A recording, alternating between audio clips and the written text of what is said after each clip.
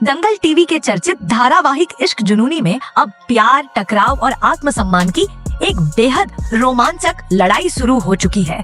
रूहानी ने गुरु को दिल से अपना पति स्वीकार कर लिया है और वह हर परिस्थिति में उसके साथ अपना संसार बसाना चाहती है, लेकिन दूसरी ओर गुरु लगातार उसे अपने से दूर रखने और उसके मायके लौट जाने के लिए मजबूर करने की कोशिश कर रहा है। इसी बीच कहानी में एक नया और बड़ा मोड़ तेजस्वी सिंह की एंट्री के साथ आता है, जिससे गुरु के पिता ने उसकी दूसरी शादी तय कर दी है। तेजस्वी बिना किसी झिझक के रूहानी को चुनौती देती है और दावा करती है कि अदालत की नजरों में उसकी और गुरु की शादी की कोई कानूनी मान्यता नहीं है। स्थिति तब और ज्यादा गंभीर हो जाती है जब गुरु पूरे परिवार के सामने रूहानी से अपने सारे रिश्ते खत्म करने का ऐलान कर देता है और गुस्से में उसके गले का मंगलसूत्र तोड़ देता है। लेकिन इतने बड़े अपमान और दर्द के बावजूद रूहानी हार नहीं मानती, बल्कि वह एक मजबूत संकल्प लेती है कि जिस गुरु ने आज उसके रिश्ते की निशानी को उससे छीन लिया है, वही एक दिन उसके सामने झुकेगा और अपने हाथों से उसे दोबारा मंगलसूत्र पहनाएगा।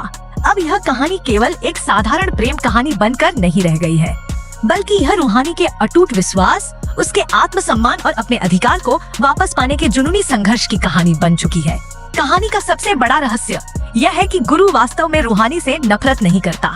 वह जो कुछ भी कर रहा है उसके पीछे एक गहरी वजह छिपी हुई है।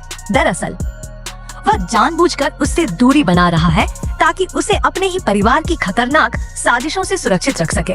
असलियत यह है कि गुरु के घर वालों ने ही रूहानी को मानसिक रूप से अस्थिर साबित करके उसे मानसिक अस्पताल भेजने की साजिश रची थी। गुरु अच्छी तरह जानता है कि अगर रूहानी इस घर में रही तो उसकी जिंदगी लगातार खतरे में पड़ सकती है। यही वजह है कि वह अपने प्यार को छिपाकर उससे कठोर व्यवहार करने का नाटक कर रहा है।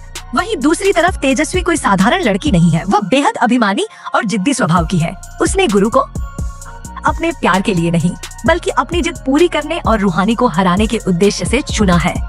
उसका मकसद सिर्फ यह साबित करना है कि वह रूहानी से बेहतर है और उसे हर हाल में नीचा दिखाना चाहती है, लेकिन मानसिक अस्पताल से वापस लौटने की है। अब वह पहले की तरह कमजोर या डरी हुई नहीं है, वह पहले से कहीं ज्यादा साहसी, आत्मविश्वासी और मजबूत बन चुकी है। उसने साफ शब्दों में कह दिया है कि वह अपना हक किसी भी कीमत पर छोड़ने वाली नहीं है। अब दर्शकों के लिए सबसे बड़ा सवाल यही है कि जब रूहानी को गुरु